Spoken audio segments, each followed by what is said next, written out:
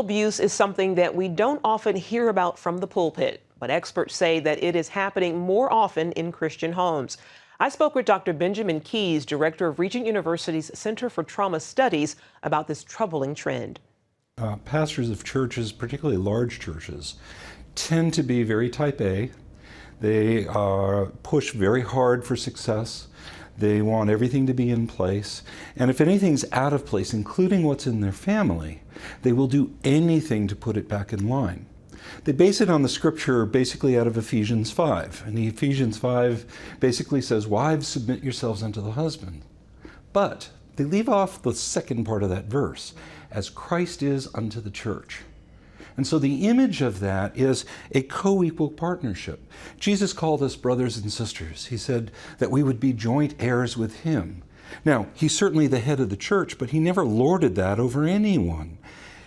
He comes alongside. And that's the picture of a Christian marriage, is a co-equal partnership together making decisions. How big of a problem is this in Christian marriages? It's actually huge, unfortunately.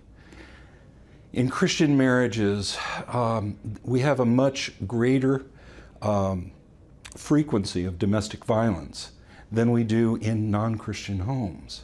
And part of the reason for that is, particularly in evangelical, fundamentalist, charismatic homes, it's that traditional role structure where the man's the head of the household and the woman is subservient to the man, and anytime that gets out of place, then the man gets disturbed and he will do anything, including physical violence, to maintain that control within the family structure.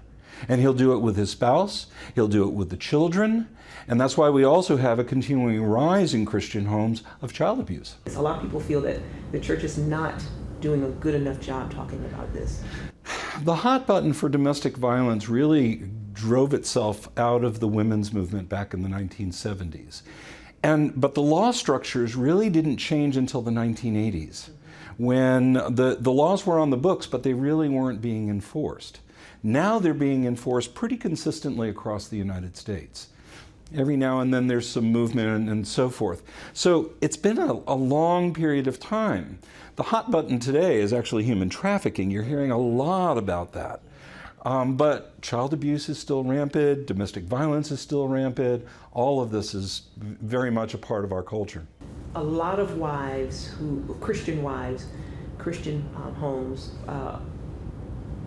don't really feel they have the freedom to share that something like this is happening in their family. Because a lot of times, and especially in a Christian home, it brings on that shadow of shame and a lot of guilt.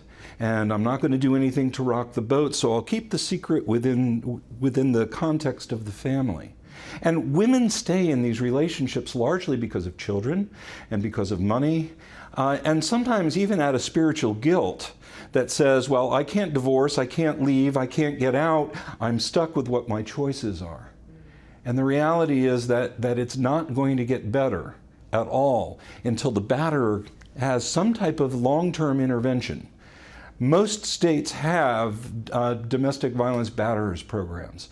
People can go voluntarily, or if they get arrested, they go because the state attorney or the probation officer has basically ordered it and made it mandatory, or from the courts.